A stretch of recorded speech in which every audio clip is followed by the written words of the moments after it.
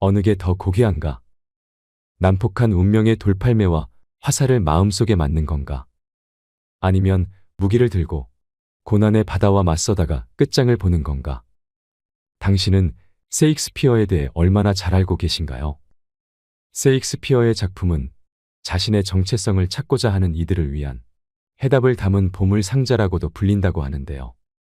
그가 25년에 걸쳐 완성한 31,534개 단어로 구성된 37편의 작품들이 어떻게 인간의 모든 심리를 그토록 완벽하게 표현하고 있는지는 아직도 미스터리로 꼽힌다고 합니다. 오늘 소개해드릴 책은 셰익스피어 카운슬링입니다. 셰익스피어가 그린 그 위대한 이야기 속에서 찾은 통찰이 당신의 마음에 위안이 되길 바랍니다. 하는 일마다 족족 꼬인다면 일이 꼬인다는 표현 자체가 관점에 관한 문제라고 할 수 있습니다. 힘든 시기, 부당한 일련의 사고를 겪으면서 우리는 스스로 불행한 존재라고 생각합니다. 하지만 모든 것은 생각하기 나름입니다. 우리가 불행한 존재라고 느끼는 것은 자기중심적인 관점과 우리의 신념 때문입니다. 셰익스피어는 이 세상의 중심에 인간이 있다고 생각하지 않았습니다. 우리는 그저 각자가 맡은 역할을 소화하고 있을 뿐입니다. 이런 식으로 생각을 전환하면 일이 꼬이는 것 같다는 생각도 없어집니다. 아니, 일이 잘 안 풀리면 안 풀릴수록 다른 관점으로 상황을 바라보게 됩니다. 우리가 어떤 존재여야 하고 무엇을 이루어야 한다는 고정관념을 없애면 일이 꼬인다는 느낌을 받을 기준조차 없어지기 때문입니다. 심리학자 보리스 시릴릭은 오랫동안 회복력이라는 현상을 연구했습니다. 이 과정에서 그는 극도로 일이 잘 풀리지 않을 때 인간이 심리적으로 어떻게 반응하는지 관찰했습니다. 그 결과 창의적이고 유머 감각이 뛰어난 사람일수록 불행을 잘 이겨낸다는 사실을 발견했습니다. 트라우마를 겪은 뒤에 이성을 잃거나 스스로 목숨을 끊는 사람도 있지만 이를 악물고 끈질기게 살아남는 사람도 있습니다. 시릴릭은 동일한 트라우마를 겪었을 때 각기 전혀 다른 방식으로 반응했다고 해서 받아들이는 고통의 농도나 감정의 정도에 차이가 있지는 않다고 했습니다. 이들의 차이가 나타나는 지점은 고통을 표현하는 방식입니다. 창의적으로 노력하고 문제를 가볍게 받아들여 자신을 재정비하는 이는 회복력이 뛰어납니다. 일이 도무지 풀리지 않으면 상냥해져야 합니다. 일이 잘 안 풀릴수록 더 그래야 합니다. 그러기 위해서는 삶은 곧 꿈이라는 속성을 깨달아야 하죠. 그래야 삶에서 마주하는 모든 문제에 대담해질 것입니다. 문득 타인이 괴물처럼 느껴진다면 렌티큘러 카드를 아시나요? 렌티큘러 카드는 보는 각도에 따라서 다른 이미지가 보이도록 만들어진 카드를 말합니다. 이름만 들어서는 생소하게 느껴질 수 있지만 만화 캐릭터를 담은 딱지에 많이 쓰이기도 하고 요즘엔 유명 연예인이나 영화 굿즈로 볼 수 있어서 아마도 한 번은 본 적이 있을 겁니다. 이 렌티큘러 카드를 보면 저는 어딘가 섬뜩합니다. 각도에 따라 달라지는 모습이 꼭 우리의 내면을 그대로 드러내는 것 같아서입니다. 우리는 겉으로는 서로 친절하려고 노력하며 예의를 지키려고 합니다. 하지만 속으로는 바로 앞에 둔 사람을 헐뜯고 욕하거나 잘못되기를 바라기도 하죠. 차마 입 밖으로 못 낼 것들까지 종종 생각할 때도 있습니다. 내면에 나가 가끔 브레이크 없이 굴 때면 진저리 칠 정도로 끝까지 내달려가곤 합니다. 그래서 우리는 살아가면서 필수적으로 자신을 통제하라고 교육받죠.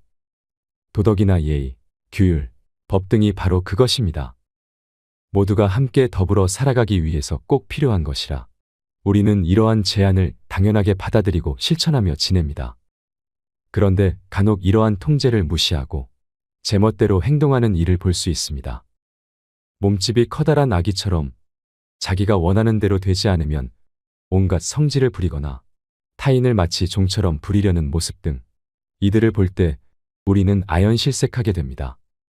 모두가 지키는 규칙을 숨 쉬듯 어기며 주변에 피해를 주는 걸 보자면 그들이 우리와 같은 사람이라고 여겨지지 않습니다. 외계인처럼 다른 개념의 존재, 즉 괴물처럼 느껴집니다.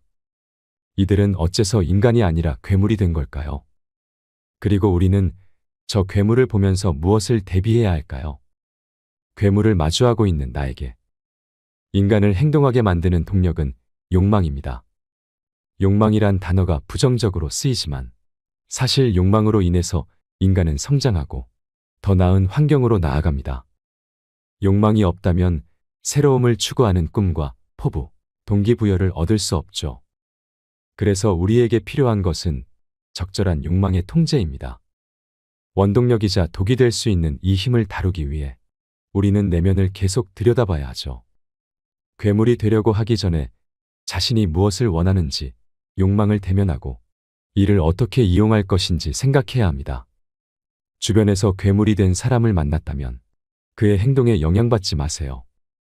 이기적으로 그는 행동을 보자면 나도 똑같이 해주고 싶다는 생각이 들겠지만 그건 괴물의 영림만을 건드리고 더 복잡한 상황을 만들 뿐 제대로 된 해결책이 되지 못합니다.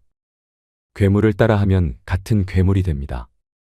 이기적으로 구는 사람에게 예의를 차리는 건 같은 괴물이 되지 않으려는 것, 즉 자신을 위한 행동이죠. 괴물에 영향받지 말고 자신을 독립된 존재로 나누어 그를 대하세요. 이미 괴물은 스스로 파멸해 가고 있으니 운명에 맡기면 될 것입니다. 평생 사랑하지 못할까봐 두렵다면 우리는 이기적 유전자를 가졌다고 합니다. 그래서 각자 자신의 생명과 안위, 번식을 첫 번째로 두며 모든 행동과 욕망의 근원이 다음 세대를 이어가기 위한 유전자의 프로그래밍을 바탕으로 한다고 말하죠. 하지만 우리의 행동 원리엔 DNA를 퍼뜨리는 것만 있는 건 아닙니다. 자기 자손이 아니어도 남을 위하고 이타적일 수 있는 동기, 바로 사랑이 있습니다. 사랑은 우리에게 큰 부분을 차지합니다. 한 인간의 태어남부터 성장, 활동, 죽음에까지 전생에 걸쳐 사랑은 산소처럼 빈틈없이 필요하기 때문입니다. 그런데 최근 이 사랑이 멸종 리스트에 올랐습니다. 너무나 빨리 변화하는 시대 속에서 이전의 가치는 의미를 잃고 수많은 새로움을 좇아야 하는 세상이 되었거든요. 적응만으로도 벅찬 지금 내 몸 하나 건사하기도 힘든데 남을 위하는 사랑이라니 참으로 요원해 보입니다. 물론 앞서 얘기했듯이 우린 사랑 없이 살아갈 수 없기 때문에 정말로 모든 사랑을 버리진 않았습니다. 하지만 후속 순위로 저만치 뒤로 미뤄지게 되었죠. 그래서 사랑이 부가 요소가 되었기 때문에 우리가 사는 현대는 수많은 외로움을 품은 시대가 되었습니다. 여기서 사람들은 겉으로는 그럭저럭 문제없이 사는 것 같지만 사실 속으로는 각자의 문제를 안고 살아가게 됩니다. 물질적 풍요를 누리지만 정반대로 정신적 정서적 결핍에 시달리는 우리는 이제 인간다운 행복이 무엇인지도 알기 어려워졌습니다. 삶의 소중한 가치도 혼란스러워졌죠. 그러니 이제야 조금씩 깨닫기 시작합니다. 사랑은 현실의 삶과 구별하지 않고 함께 다뤄야 했던 것을 말이죠. 사랑을 유예하는 나에게 사랑을 할 수 없을 거란 생각에 겁을 먹지 마세요.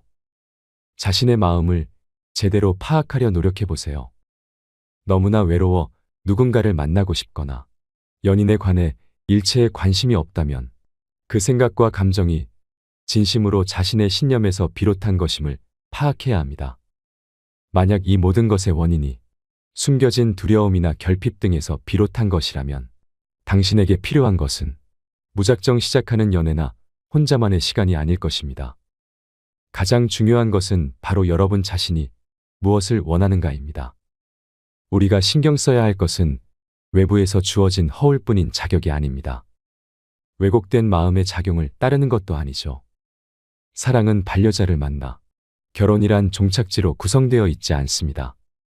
자신이 애타게 쫓을 목표를 찾거나 이를 달성하는 것도 사랑입니다.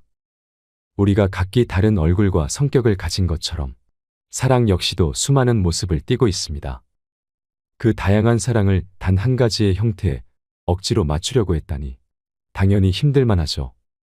이제 이런 고민을 털어내고 자신을 만납시다. 사랑을 한다는 건 자신을 찾고 이를 소중히 하는 걸 말합니다. 내 옆에 있어야 할 것은 내가 진정으로 바라고 필요한 것이어야만 해요. 이것은 사회나 친구, 가족이 알려주지 않습니다. 오직 여러분 자신만이 알 수 있어요. 그러니 지금 이 순간 혼자라서 혹은 둘이기 위한 고민 말고 자신을 돌봐주세요. 자신의 사랑을 온전히 이뤄낸다면 그때부터는 지금 하는 고민은 금방 잊힐 해프닝이 될 것입니다. 스스로 그 무엇도 해낼 수 없다고 생각된다면 우리는 수많은 선택을 하면서 살아갑니다. 때론 그냥 혹은 고심 끝에 내리는 이 선택들이 모여 탄생과 죽음이란 두 점을 잇는 인생이 되죠. 이 무수한 선택을 어디 한번 한데 모아서 반으로 갈라봅시다. 수박을 자르듯이 이 큰 덩어리를 반으로 가른다면 선택은 좋아하는 것과 싫어하는 것으로 나뉘게 될 겁니다.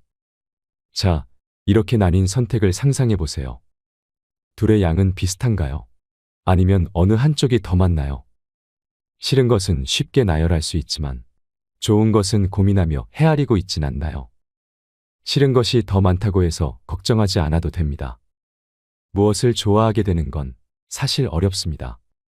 직접 경험해 보기 전까진 자기 취향을 알 수 없고 좋아하는 것을 찾는다 해도 시간이 지나면 시들해지기 때문입니다. 그에 반해 싫어하는 것은 무척 쉽게 찾을 수 있습니다. 엄격한 자격이 필요 없고 그냥 마음에 들지 않아도 될 수 있기 때문입니다. 어쩌면 우리가 싫어하는 게 더 많은 세상 속에서 살아가는 원인이 싫음은 편하게 얻어지는 것이지만 좋음은 깊은 고민과 노력이 필요한 것이기 때문인지도 모르겠습니다. 우리는 쉽고 편한 것에 잘 기댑니다. 그래서 인생의 선택 역시도 따로 주의를 기울이지 않으면 쉽고 편한 것을 위한 방향으로 나아갑니다. 우리에게 삶을 이끌어갈 수 있는 힘과 용기가 있다면 힘들고 불편한 길을 선택할 수 있습니다. 고난 뒤에 올 자신의 성취를 그리며 당장의 어려움을 이겨낼 수 있기 때문입니다. 그러나 아무런 기력이 없을 때, 삶을 헤쳐갈 마지막 마음의 힘마저 없을 때, 우리는 이 모든 안 좋음을 근본적으로 해결하기보단 최대한 쉽게 처리할 수 있는 것을 선택하게 됩니다. 회피나 부정부터 이 모든 것의 원흉을 몰아갈 수 있는 선택지, 바로 자신을 싫어하는 것입니다. 자신을 싫어하기로 선택하면 우리가 겪는 거의 모든 문제에 탓을 할 수 있습니다. 이 선택은 현실을 급속히 쉽고 편해지게 합니다. 문제를 직면하거나 품을 들이지 않아도 되고 냉정한 원인과 결과를 생각하지 않아도 됩니다. 또한 자신에게 탓을 전가해도 나는 반박하지 않습니다. 오히려 순응하는 모습에 더욱 막다르고 싶은 마음이 들죠. 그래서 우리는 스스로를 비난하고 비하하는 것에 중독되어 갑니다. 남에게는 하지 않을 얘기를 자신에게는 아무렇지도 않게 하면서 우리는 알지 못하는 사이 수많은 상처를 남기는 것입니다. 우리는 상상이 현실이 되는 시대에서 살아가지만 그럼에도 힘들고 외로우며 고통에 빠지곤 합니다. 손가락만 움직여도 일상에 필요한 거의 모든 것을 할 수 있지만 정작 중요한 나의 내면은 채워주진 않습니다. 바삐 돌아가는 세상의 흐름도 따라가기 벅찬 지금 외면의 삶에만 집중한 나머지 내면을 위한 것에는 주의를 기울이지 않고 편한 것만을 찾고 있진 않은가요? 그리고 혹시 이 때문에 일상이 무기력해지면서 결국 자기 신뢰를 잃어버리진 않았나요? 자신을 싫어하는 수많은 나에게 희망을 가장 많이 얘기하는 사람은 역설적으로 가장 절망적인 사람이라는 말처럼 자신을 싫어하고 아무것도 할 수 없을 거라고 믿는 이는 사실 그 어떤 이보다도 나아진 자신을 바라며 변화에 대한 필요로 내면이 가득 차 있습니다. 단지 그들은 변화하기 위해 무엇부터 해야 할지를 모르거나 움직일 엄두를 못 내고 있는 것일 뿐입니다. 사실 그들이라고 표현했지만 이러한 모습은 저와 우리 모두가 느끼고 가지고 있는 것입니다. 우리는 남들의 성과와 자신을 끊임없이 비교하며 매 순간 성과를 요구받습니다. 절대 채워질 수 없는 항아리에 물을 붓는 듯한 일상 속에서 어느새 우리는 자신도 모르게 벅찬 상태에 허덕이게 됩니다. 살다 보면 이룬 것이 아무것도 없는 느낌이 들 때가 있습니다. 나의 소중한 시간과 잠재력을 허비하고 있다는 느낌이 들 때, 인생의 가장 중요한 목표로부터 점점 멀어져 가고 진정한 자아가 목소리를 내지 못하는 것 같은 느낌이 들 때, 그 원인이 주변 환경에 있기도 하지만 때로는 그 원인이 무엇인지조차 설명하지 못하기도 합니다. 분명한 것은 그러한 감정이 결국 실현되지 못한 자아와 관련이 있다는 사실입니다. 삶을 사랑할 수 있으려면 자아를 실현해야 하고 자아 실현을 위해선 상상해야 합니다. 자기의 가능성을 믿고 더 높이 도약하는 것을 먼저 상상할 때 그것은 헛되지 않고 새로운 시작이 됩니다. 상상을 멈추고 생각을 그만하기로 했을 때 자신을 가장 작고 보잘것없는 존재로 만드는 자기 비하가 일어납니다. 실제로 당신이 가진 가치, 할 수 있는 일과는 상관없이 당신을 작게 만들려는 시도에 빠지지 마세요.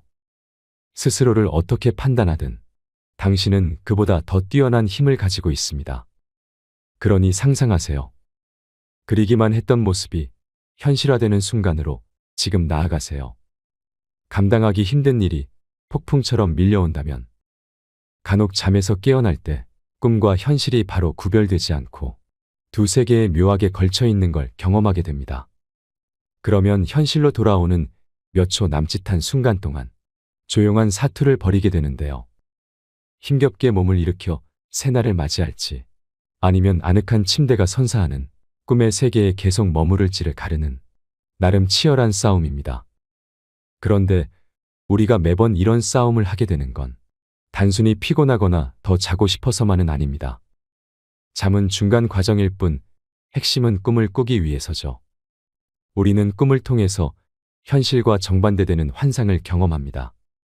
현실에서는 온갖 제약으로 인해서 욕망을 채울 수 없지만 환상 속에서는 제한 없이 욕망을 달래줄 수 있으니 당연히 계속해서 여기에 빠져들고 싶은 겁니다. 프로이트가 일찍이 꿈에 대해 연구를 한 것도 바로 이것 때문이었죠. 환상은 꿈에서만 볼 수 있는 건 아닙니다. 대중문화에서 가장 큰 부분을 차지하고 있는 영화를 통해서도 우린 이 신비한 세계를 만날 수 있습니다. 우주와 심해를 마음껏 넘나드는 것부터 시간을 멈추고 신화 속 존재와 친구가 되는 것까지 영화는 머릿속으로 그리기만 해왔던 상상을 직접 볼 수 있는 이미지로 구현하기에 우리는 깨어있지만 꿈의 세계를 만날 수 있습니다. 오늘날 영화가 다른 예술 분야보다도 압도적으로 즐기는 이가 많은 것은 바로 이러한 특성이 있어서입니다. 이처럼 꿈과 영화에는 현실을 벗어나게 하는 힘이 있습니다. 이 힘이 우리에게 미치는 영향력은 매우 큰데 본능이 이 힘을 원하기 때문입니다. 우리의 삶은 정해진 시간, 한정된 체와 육체적 한계 등으로 인해서 원하는 것을 모두 가질 수 없습니다. 그래서 포기하거나 다른 것으로 대체할 수밖에 없는 운명에 처해 있죠. 하지만 우리가 놔줘야 했던 것들은 쉽사리 잊히지 않고 계속된 갈망으로 남아 우리를 직간접적으로 힘들게 합니다. 이 고통을 그나마 잠시라도 해소해 주는 게 바로 환상입니다. 우리는 환상을 통해서 한계를 벗어나 잠시나마 욕망을 채울 수 있습니다. 프로이트가 말한 것처럼 인간은 욕망의 존재이기에 우린 생각보다 많이 환상을 꿈꾸고 바라며 살아갑니다. 그리고 이러한 경향은 문제를 마주할 때 더욱 심화되죠.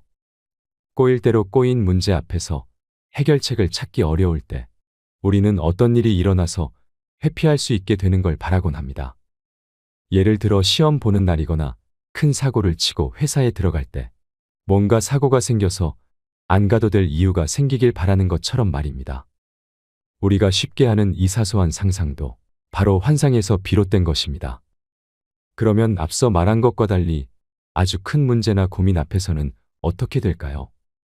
어디부터 해결해야 할지 알 수 없는, 마치 폭풍처럼 한 개인이 감당할 수 없는 거대한 문제를 앞에 두게 된다면 많은 이가 이때 맹목적으로 신을 찾아 해결해 달라고 요청하거나 현실을 떠나 내면의 동굴로 숨어들곤 합니다. 현실의 문제가 크면 클수록 더욱 그러하지요. 하지만 이건 답이 되지 못합니다. 현실에선 문제를 놔둘수록 더욱 커지기만 할 뿐 자연히 소멸하진 않으니까요. 결국 꿈은 깨고 영화는 끝나기 마련입니다. 거대한 현실의 문제를 앞둔 나에게 이 글을 읽는 분 중에는 지금 간단한 일조차 해결하지 못한 상태로 힘들어하고 있거나 해야 할 일이 있지만 무기력에 빠져서 아무것도 못하고 있는 이도 있을 겁니다. 하지만 그럼에도 여러분에게 이 모든 걸 해결할 힘이 있다고 얘기해주고 싶습니다. 때로 현실은 감당할 수 없는 문제들을 안겨줍니다. 우리는 이것을 해결하려고 부단히 노력하지만 끝이 보이지 않는 버거움으로 마음을 다치고 의욕을 잃기 쉽죠. 근데 이 반응은 약해서가 아니라 누구나 다 경험하고 느끼는 당연한 일입니다. 달리면 숨이 차는 것처럼 힘든 순간, 피하고 싶은 순간은 살아가기에 당연히 느끼는 것입니다. 그런데 우리는 이 상태를 당연한 것이 아니라 약한 것으로 생각합니다. 자신을 객관적으로 보지 않고 스스로 폄하하는 것이죠. 자기를 낮게 평가하게 되면 그 순간 정말로 약해져서 모든 문제가 버거울 정도로 커지고 내면의 힘이 발현되지 못하게 됩니다. 그리고 결론적으로 문제 앞에서 아무것도 못하게 되지요. 지금 힘들어하고 있는 분들은 마법 같은 힘이 나타나서 모든 문제를 없애줬으면 하고 생각할지도 모르겠습니다. 하지만 모두를 행복하게 하는 정답은 자신에게 있다는 걸 잊지 마세요. 힘들어도 당당히 맞선다면 어느새 폭풍은 그칠 것입니다. 이별의 상처로 그 누구와도 만나고 싶지 않다면 오래전 우연히 빛바랜 신문을 본 적이 있습니다.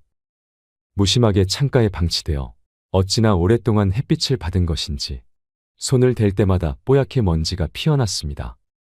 흩날리는 먼지 사이로 초로의 남성에 대한 인터뷰가 보였는데 대부분은 잊었지만 그의 이름과 남긴 말은 아직까지도 선명히 기억납니다. 신문 속 남자는 가브리엘 가르시아 마르케스. 노벨 문학상을 수상한 소설가로 기사에선 그가 남긴 명언인 인생은 우리를 매번 스스로 태어나게 만든다 라는 말이 적혀 있었습니다. 처음엔 어찌나 놀랐는지요. 저는 아직도 이 말이 우리의 인생을 적나라하게 보여주는 핵심이라고 생각합니다. 과거의 나와 현재의 나는 다른 존재입니다. 이 차이는 단순히 시간이 지남에 따라 성장하거나 늙는 것을 말하는 게 아닙니다. 우리는 경험을 통해 생각의 틀을 깨기도 하고 의도하지 않았던 우연한 기회로 인해서 전혀 예상하지 못했던 삶을 살기도 합니다. 이러한 변화는 기존의 삶을 그대로 있는다고 볼 수 없습니다. 이때 삶은 과거와 작별하고 새로운 존재로서 다시 태어나는 것이니까요. 삶이 재탄생하는 것에 대해 혹시 잘 공감이 가지 않는다면 사랑을 한번 떠올려 보세요. 사랑할 때 여러분은 이전의 자신과 완전히 똑같은 모습을 하고 있나요? 알랭드 보통이 사랑을 화학작용이라고 표현한 것처럼 사랑을 하는 이는 감정의 분해와 재구축을 거쳐 변하게 됩니다.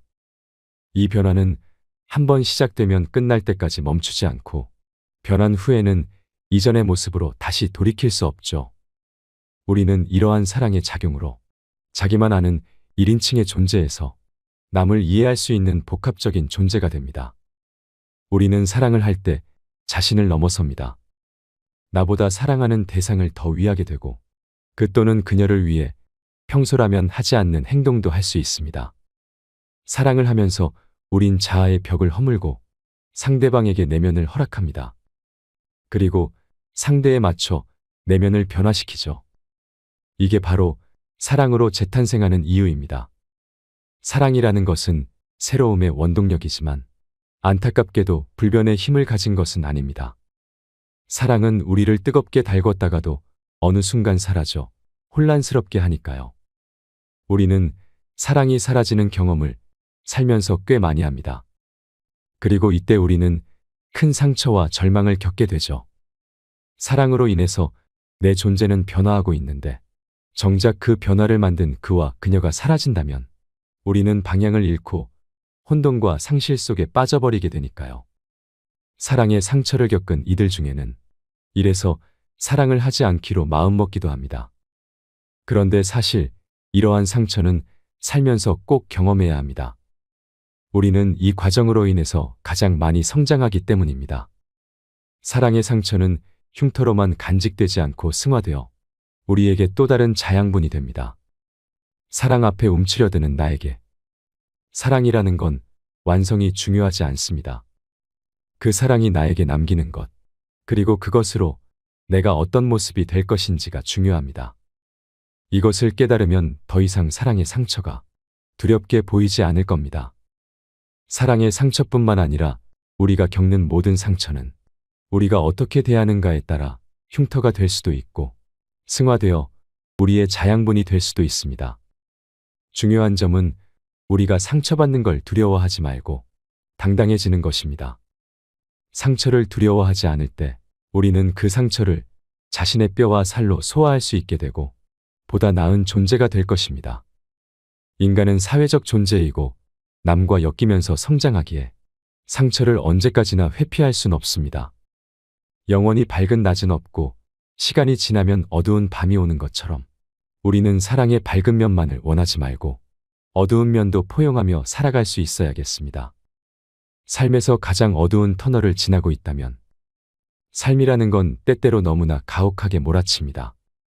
안 좋은 일은 한꺼번에 닥친다는 말처럼 우리가 정신 차리고 수습할 새도 없이 극단으로 밀어붙이죠.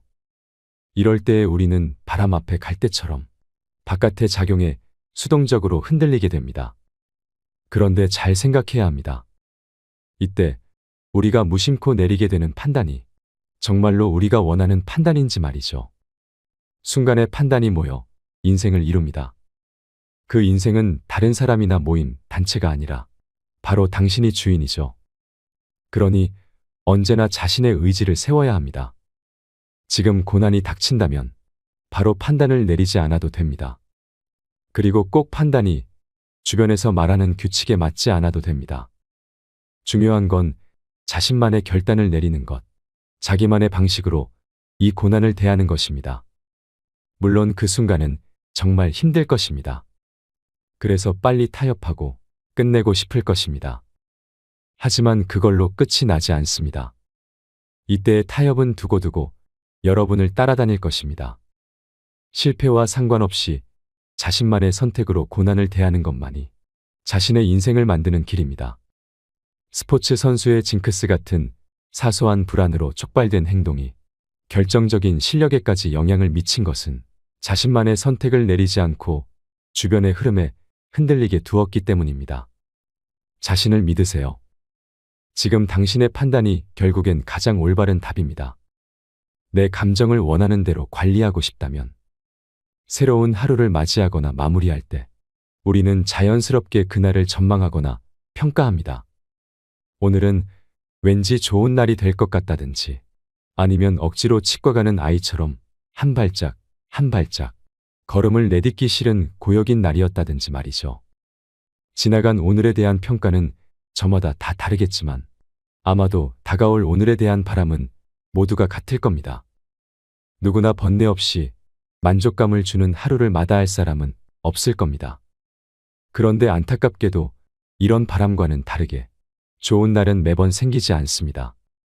오히려 너무 힘들어서 간절히 바라면 바랄수록 멀어지는 것 같기도 합니다.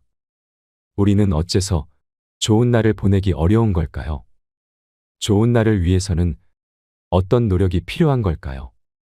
우리는 보통 좋은 날이 온다고 표현합니다. 마치 바깥에서 내부로 들어오거나 다른 곳에서 내게 다가오는 것처럼 인식하는데요. 하지만 좋은 날은 오는 게 아니라 만들어집니다. 어떤 황금 같은 기회나 운, 재화를 줘도 그걸 받는 사람의 마음이 불안하면 절대 행복할 수 없는 것처럼 행복함을 결정하는 건 바로 내 안에 있는 감정이기 때문입니다. 감정의 힘은 너무나 강력해서 어떠한 절망적인 상황에서도 포기하지 않는 힘을 주기도 하지만 반대로 평온한 상황임에도 정신을 차릴 수 없을 정도로 불안하게 만들기도 합니다. 그래서 우리는 이 감정을 다루는 법을 반드시 알아야만 합니다. 지금 나의 감정이 어떤지를 알아야 이를 다룰 수 있고 나아가 나의 현재와 미래를 이끌 수 있기 때문입니다. 감정을 제대로 다루기 위해선 어떻게 해야 할까요? 감정을 원하는 대로 다루는 방법은 스스로 돌아보기입니다. 내가 지금 어떤 느낌인지, 무엇을 원하는지 스스로를 되새기며 알아차려야 하죠. 내면의 외침을 아는 게 모든 것의 시작입니다. 흔히 욕망은 충족되지 않으면 계속해서 쌓이며 더 큰 욕망이 된다고 하는데 이건 반만 알고 있는 겁니다. 이 경우는 욕망을 무시했을 때를 말하죠.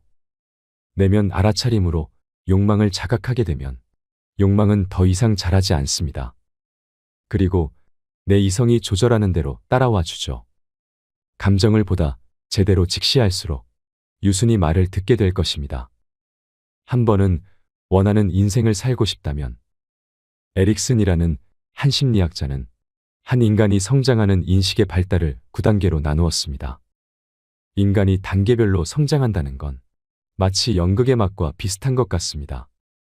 이야기가 점점 전개되어 결말을 맞이하는 것처럼 그로 인해 이야기 속 인물이 성장 혹은 변형되는 게 우리의 성장부터 죽음에 이르는 모습을 연상시키기 때문입니다. 인생이란 무대에 올라가는 한 편의 연극. 우리 모두는 장면마다 다양한 역할을 연기해야 하는 배우에 불과하다는 뜻대로 하세요의 명대사 제이키즈의 말은 인간을 자조적으로 바라보는 듯 느껴지지만 좀 더 가만히 들여다보면 인생사의 희로애락을 통찰하는 듯 보이기도 합니다. 우리 모두는 하나의 막에 머무를 수 없습니다. 계속해서 다음 장면을 연기해야 하는 건 모든 인간의 숙명이기 때문이죠. 결국 우리는 아이로 태어나 죽음을 향해 나아갑니다. 때로는 어리석은 자신의 모습에 한없이 작아지기도 하고 때로는 학자처럼 다 아는 척, 군인처럼 용감한 척 살아갑니다. 나이가 들어 노인이 되는 것도 치매에 걸리는 것도 다가오는 죽음도 우리가 막을 수는 없습니다. 이것을 깨닫고 오늘을 살아가는 것, 미래를 준비하는 것이 바로 현명한 자의 인생일 것입니다. 누구에게나 주어진 단 한 번의 인생이라는 무대. 그 무대의 주인공은 다른 사람이 아닌 바로 나 자신입니다. 어떻게 용서하고 어떻게 화해할 것인가? 어둡고 쓸쓸한 기억을 잊을 수 있을 것인가? 그것은 결국 우리의 마음에 달린 것입니다. 그러니 뜻대로 하세요. 우리에게는 자기 삶을 걸작으로 만들어야 할 의무가 있다고 합니다. 현재 내 앞에 놓인 고민을 마주하고 이를 해결할 수 있는 용기와 지혜를 얻는 시간이 되었길 바랍니다. 이상으로 책틀맨이었습니다. 지혜를 쌓는 당신의 오늘이 아름답습니다. 더 좋은 영상으로 찾아뵙겠습니다.